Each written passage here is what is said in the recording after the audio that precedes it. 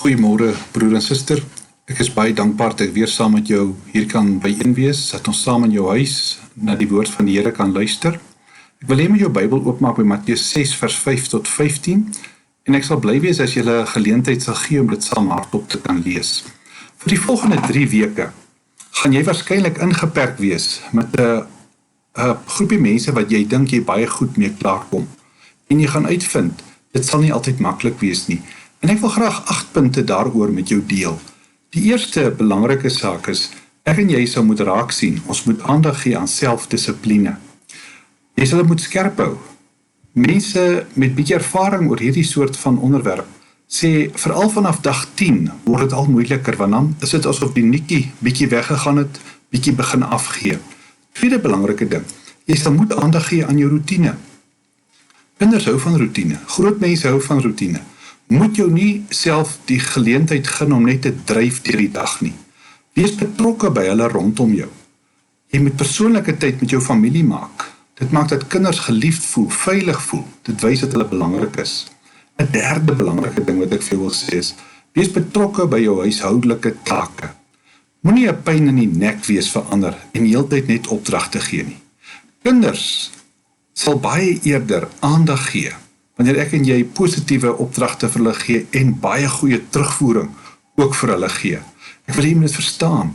Vierde belangrike ding wat ek hiermee wil saamneem, is dat ek en jy moet onthou, ons moet nie soos 'n ryp vlokkie wees. En daarmee bedoel ek, die geringste temperatuurskommelinge laat my lewe totaal en al verander. Dit maak dat my gedrag verander. Onthou, dit wat jy sê en dit hoe jy optree, moet saamwerk. Gebruik positiewe woorde. Dinge soos, pak jou klere weg, in plaas daarvan as wat jy sou sê, moenie so gemors maak nie.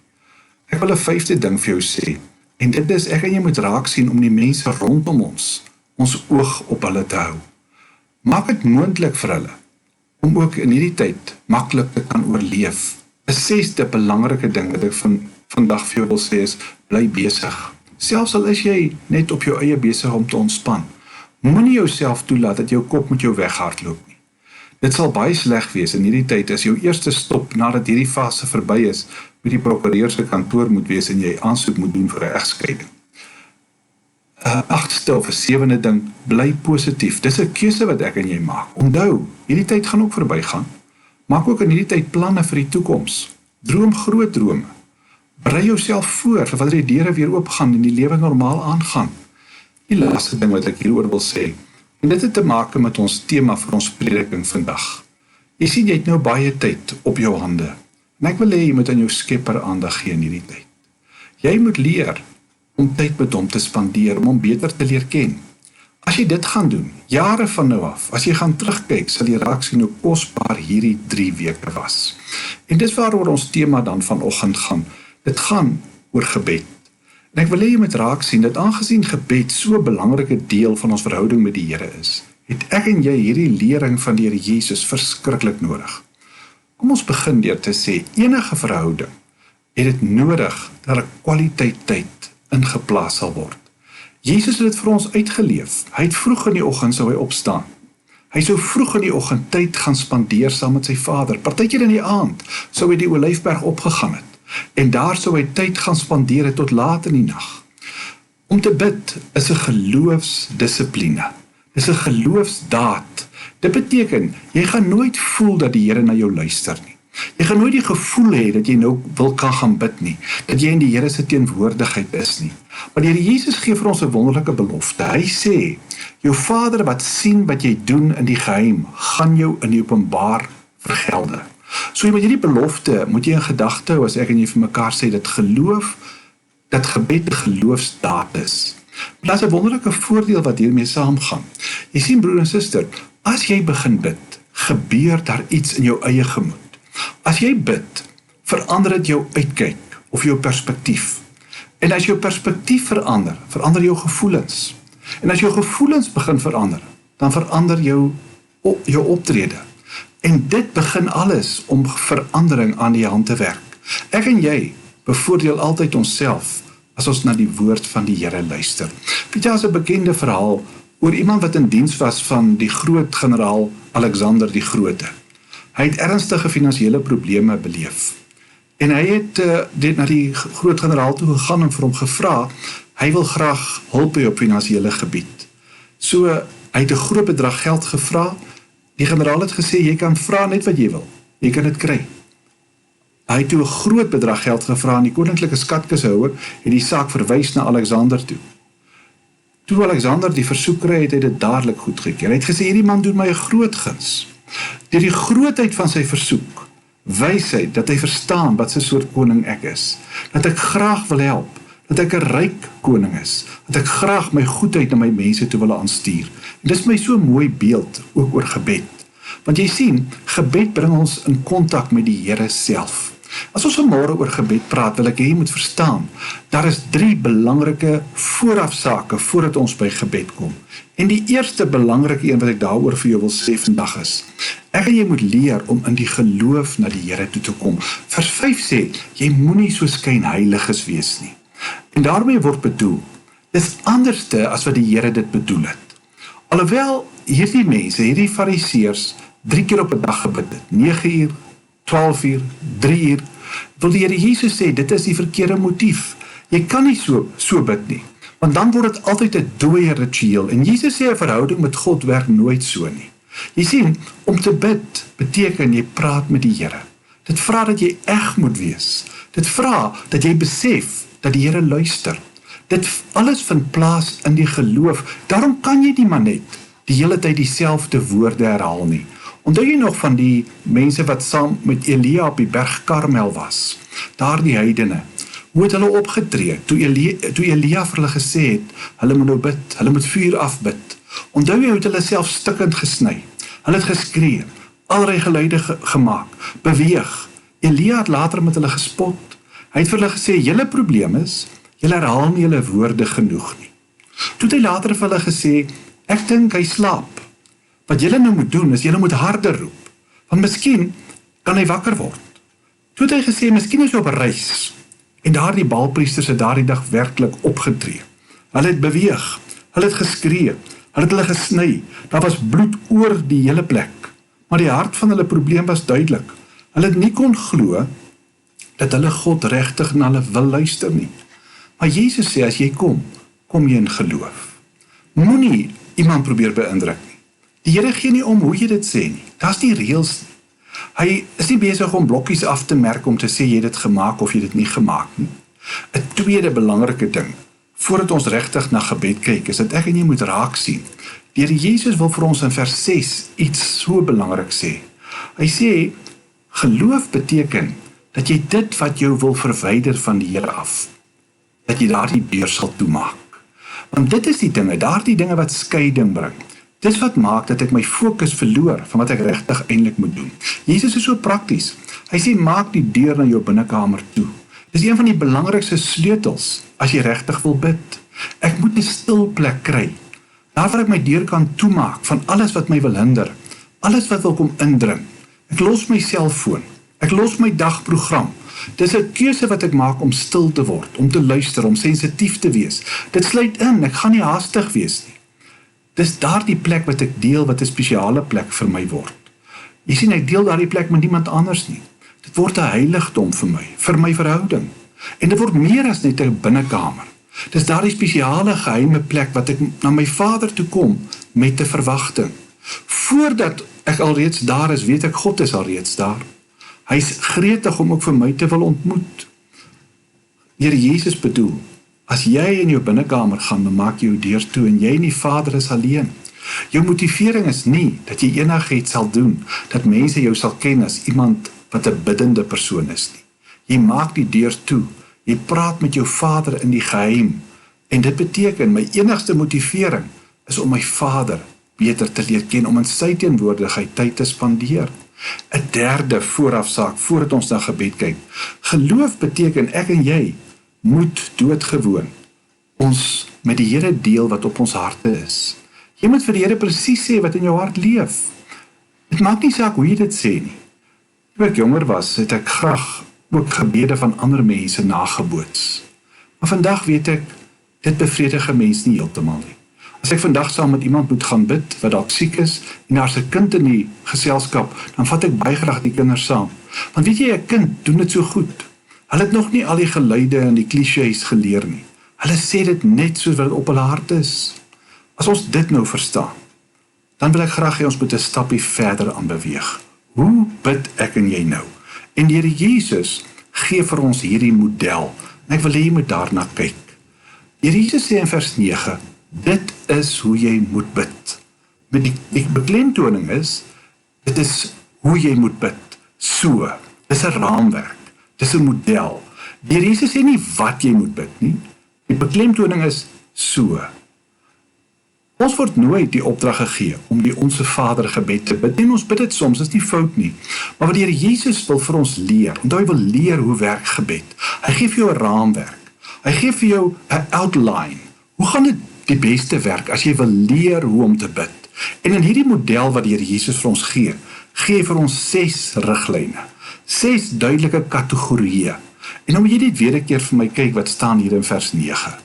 Hy begin met hierdie woorde, ons Vader wat in die hemel is. Met ander woorde, ons kom na ons Vader toe op grond van wat Jesus vir ons gedoen het. Ons gebruik nooit die woorde in die naam van die Here Jesus as net 'n slotfrase aan die einde van ons gebede nie. Ek en jy kan nie na die God van die hemel toe kom met ons eie naam, en ons eie vermoëns, met wat ons tafel toe kan vat nie. Ek kom omdat Christus my lief het, vir my gesterf het, vir my opgestaan het, nou vir my intree aan die regterhand van die Vader. Ek kom na my Vader toe. Laat ek jou net vinnig aan 3 karaktereienskappe van ons Vader herinner. Die eerste plek, hy is 'n Vader wat vol liefde is. Ons Vader is liefde, soos hy 1 Johannes 1 vers 1. Tweede belangrike ding, ons Vader weet alles. Hy is alwetend, en wat 'n troos is dit nie, om so ook in gebed na hom te gaan, want alles weet ek, hoef hom nie in te lig nie. Hy weet alles alreeds. En dan 'n derde belangrike saak, ek en jy moet onthou, hy wil graag hoor. Hy is in die hemel, hy is op die troon, maar hy wil graag luister. Dis hoe jou gebede begin, ons Vader. Met ander woorde, as ons begin bid, is ons in sy teenwoordigheid, ons herinner ons daaraan wie hy regtig is. Waarom begin ek daarmee? Ek begin daarmee, want jy sien, dit herinner my, die fokus is af van myself af. My fokus is op die Here, ek wil met hom praat. Onthou, hierdie gedeelte sê, ons Vader, laat u naam geheilig word. Het jy geweet, God het baie name. In die Ou Testament is daar minstens 8 verskillende name vir die Here. Hebreëse name, samevoegings. En 'n naam beteken verskriklik baie in die Bybel, want dit openbaar iets van die karakter van die Here. En daarom wys ek maar net vir hier op die skerm 'n aantal van daardie name. En daardie name is wonderlik om jou te herinner aan wie die Here is. Die Here wat ons geneeser is. Die Here wat die voorsiener is. Die Here wat die algenoegsame is. Die Here wat die Here is. Jy sien, 'n naam, die Here se naam, is verskriklik belangrik. Want jy sien, in sy naam is daar genesing, verlossing, beskerming. Om die name van ons Vader te bid, of om die Here se naam aan te roep, herinner ons dat die Here 'n belofte gemaak het, om verantwoordelikheid vir ons te neem. Hy herinner ons aan wie hy is, wat hy kom doen het. Dis die eerste deel van ons gebed. Die tweede deel van ons gebed, wil ek jy met raak sien, onthou het ons sê 6 gedeeltes. Ek onderwerp my nou aan God se wil. En ek wil hê jy moet saam my lees, wat hier in vers 10 staan. Laat u koninkryk kom. Laat u wil geskied. Weet nie hierdie woorde, u koninkryk en u wil. Dit is iets wat jy op jou knieë bring, as jy verstaan, dat die Here die vooruitgang van sy koninkryk se agenda verbind het, aan die gebede van sy kinders. Dis hoekom Jesus sy disippels opdrag gee, om te bid dat sy koninkryk sal kom. Mense beskryf dikwels die koninkryk van die Here, as God se plek onder God se heerskappy. Ek en jy kan net dink, hoe wonderlik is dit, om onder God se heerskappy te staan. Hoe wonderlik sal dit in die wêreld wees, as God se wil geskied nie. Maar ek wil 'n bietjie nader aan jou bring. God het 'n wil vir jou lewe, 'n spesifieke wil vir jou lewe. En om vooruit te gaan is om die wil van die Here te ken, om in die middel van God se wil vir jou lewe te wees. Deel van gebed is om te sê, Here, wat is u wil vir my vandag? Ek wil weet wat u wil hê ek moet doen. Ek wil in u wil wees. Die probleem is, die Here se wil word nie altyd gedoen nie. In die hemel word dit volmaak gedoen, maar nie op die aarde nie. En daarom bid ons, Here, dit wat in die hemel gebeur, wil ek hê moet ook vandag in my lewe gebeur. Plaas die hemel in my lewe. Ek gee God my liefde, hy is my Vader. Dan nommer 2, gee ek hom my lewe. As ek bid oor sy koninkryk en sy wil, dan sê ek, Here, ek wil myself onderwerp aan U. Ek wil betrokke wees by U wil. Ek wil dit doen wat U wil hê ek moet doen. U wil moet geskied. Dit weet ek is die beste vir my lewe. Dis wat in Romeine 12 vers 2 vir ons so duidelik uitgespel word, dat die Here wil dit vir ons lewe. Dat ek en jy moet ontdek dat dit goed en aanvaarbaar en volmaak is. 'n derde belangrike ding oor die Here se wil vir jou in my lewe. Broer en suster, is dat ek en jy moet ontdek, ek moet vir God my bekommernisse gee. Die derde deel oor gebed, gee vir die Here my bekommernisse. En dit kry ons net weer 'n keer in vers 11. Gee ons vandag ons daaglikse brood. Brood, weet jy, verteenwoordig daardie noodsaaklike dinge in die lewe. Jou fisiese behoeftes, jou behoeftes in hierdie lewe. En dit is interessant dat hierdie frase, daaglikse brood, die daagliks juist daarin uitstaan. Daardie woord in die Grieks was somtyds gebruik by 'n inkopieslys. Daardie kategorie van dinge wat jy gaan koop het by die mark. Onthou, hulle het nie yskaste gehad soos in ons dag nie. So as sekere dinge wat jy elke dag moet gaan koop. In hierdie gebed sê ons, Here, gee vir my dit wat ek vir vandag nodig het. Here, dis my agenda. Dis die dinge waarmee ek vandag moet besig wees. Here, help my daarmee. Jy sien, die Here ken die versoeking van bekommernis. En hy wil hê ek en jy moet baie eerder bid as wat ons bekommer is. Onthou nou, hierdie is net 'n raamwerk. Dis die buitekant. Ek en jy moet hom nou opvul. Hoor bietjie hoe stel Paulus hierdie behoefte in Filippense 4 vers 19. Hy sê, my God sal in elke behoefte van julle ryklik voorsien, volgens sy rykdom in Christus. Jy sien, gebed vra, wat is jou behoefte vandag? Het jy krag nodig? Is dit 'n moeilike vergadering? Het jy wysheid nodig? Gee my daaglikse brood. Onthou jy die Here vir Israel die manna gegee in die woestyn? Hy het dit elke dag gegee. Maar die oomblik as hulle dit probeer opgaar, vir langer as een dag, dan het daar fout mee gekom. Want die Here wou gehad het hulle moes hom dag vir dag vertrou het. In Filippense 4 vers 6 onderstreep Paulus hierdie waarheid net op 'n ander manier. Hy sê, jy moet oor niks besorg wees nie. Jy moet in alles julle begeertes met danksegging en smeking aan God bekend maak. Dis 'n interessante woord, dat ek en jy so maklik kan vergeet wat in hierdie vers vir ons beloof word. Hier sê ons, in alles moet ons begeertes bekend maak. Wat is dit wat jou lewe vandag in beslag neem? Kom laai dit af by die Here. Dis die wonderlike oor gebed. Niks is te groot vir die krag van die Here nie. Niks is te onbelangrik vir sy versorging nie. Jy kan met hom oor alles praat. Ek het al agtergekom, hoe meer spesifiek ek vra, hoe vinniger besef ek hoe die Here my gebede antwoord. As jy nou ooit wil leer hoe jy spesifiek moet bid, luister bietjie hoe bid kinders. Hulle weet hoe om 'n ding presies vir die Here te stel. Hulle kan dit ongelooflik direk vra. Hulle het nie 'n probleem om die Here te glo, want as hy dit sê, dan glo hulle dit. Hier sê, jy moet dit met danksegging aan God bekend maak. Nou, hier is 'n praktiese gedeelte, en ek wil net vir jou ietsie daaroor wys, en ek wil net hê jy moet daarna kyk. Miskien sal dit jou help, hierdie afdeling oor jou gebedslewe. As jy nou jou hand so voor jou gaan probeer hou, dan gaan jy die eerste plek sien, dat jou duim daar is, dis die naaste aan jou. Jy bid vir hulle wat die naaste aan jou is. Die volgende vinger is jou wysvinger. En ons gebruik dit om rigting te wys. Dit herinner jou, almal wat veral in hierdie tyd besig is om ons die regte rigting te neem. Ons bid vir ons leiers, ons bid vir hulle wat omgee vir mense wat versorging in hierdie tyd nodig het. Die volgende vinger is jou langvinger. Dit herinner ons om te bid vir hulle wat uitstaan. Bid vir ons regering, bid vir hulle gesagsposisies. Die vierde is jou ringvinger. Hulle sê vir my, dis die swakste van jou vingers. Dit herinner ons om te bid vir hulle wat siek is, hulle wat probleme het, eensaam is. En ek wil hê jy moet in hierdie tyd veral vir hulle bid, wat eensaam is, wat seer het. Die laaste vinger is jou klein pinkie. Onthou, hierdie vinger herinner jou om vir jouself te bid. As jy bid, wees spesifiek. Doen dit met danksegging. Danksegging is die gesondste emosie, so sê sielkundiges. Jy kan doodgewoon net begin dankie sê vir die mooi dinge wat die Here vir jou gee. En hoe meer jy dit doen, hoe gesonder word jy emosioneel. Dis dit Paulus sê, bid met danksegging. So kom ons kyk net of jy tot sover gesnap het. In die eerste plek, ek kom na my Vader toe. In die tweede plek, ek bou daar die blokkie op, met ek gee om my lewe. Die derde gedeelte, ek gee vir hom my bekommernisse. En dan nommer 4, ek en jy, gee vir die Here my skuld. Nou dis 'n totaal nuwe kategorie.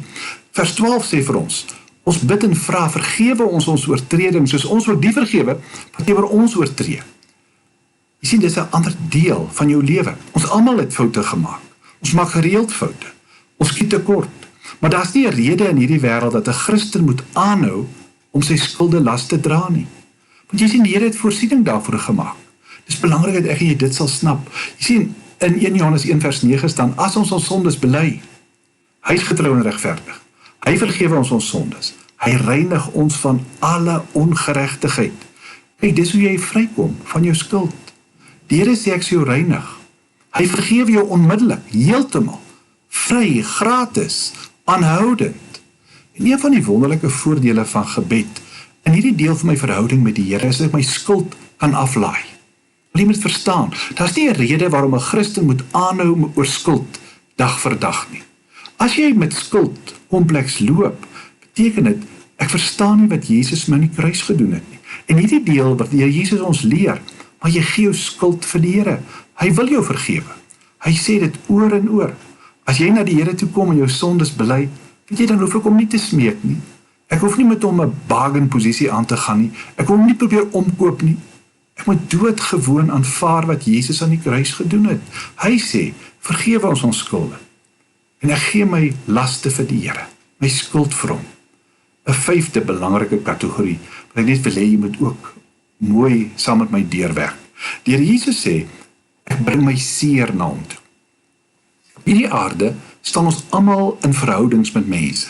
En vers 12 leer ons, vergewe ons oortredings, soos ons ook die vergewe wat teenoor ons oortree. In hierdie aarde, in verhoudings, staan ons met mense. En verhoudings is vir die Here belangrik.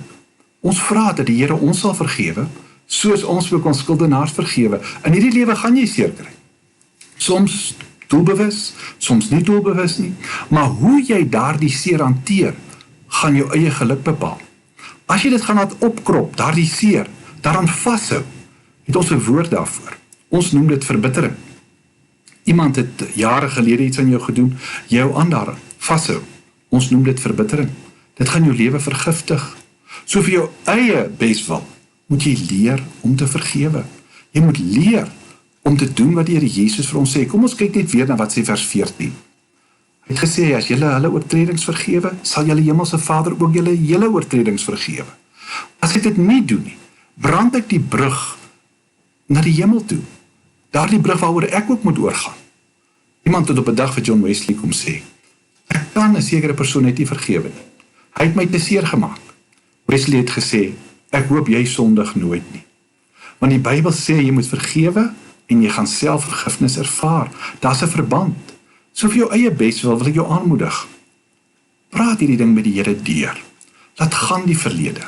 As iemand jou seer gemaak het, laat gaan dit. Dis een van die wonderlike voordele van tyd in gebed gespandeer. Dit help jou om af te laai.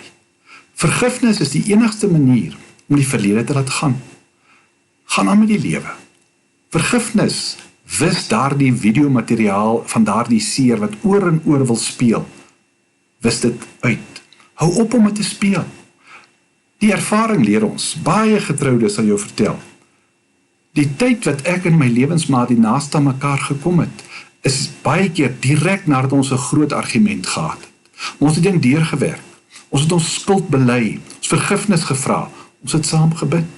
Kyk net weer op wat het jy tot sover geleer wat die Here Jesus vir ons sê oor gebed. Hy sê in die eerste plek, ek ontdek God as my Vader.